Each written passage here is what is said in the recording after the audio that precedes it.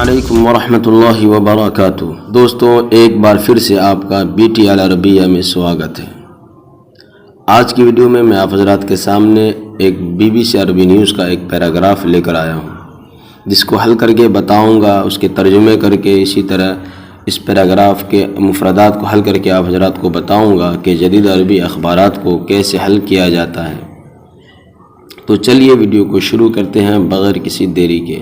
بعدما غربت امواج الفيضانات العاتية مدينة درنا الليبية قبل نحو اسبوعين اثر الاعصار دانيال، فرضت قوات شرق ليبيا التي تسيطر على المدينة اجراءات امنية مشددة وبوجه خاص امام المساعدات وفرق الانقاذ القادمة من غرب ليبيا، ما تسبب في تأخر تقديم المساعدات لمنكوب الفيضان۔ یہاں پر اس کا معنی ہے لپیٹ میں لینا، تباہی مچانا۔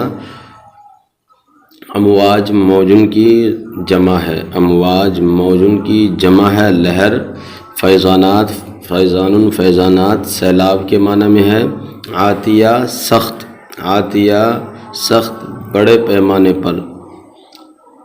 درنا جگہ کا نام ہے، لیبیا کے کسی شہر کا۔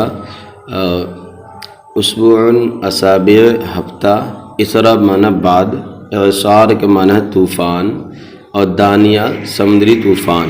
اجراءات کارروائیاں، امنیہ حفاظتی، اور مشددہ سخت۔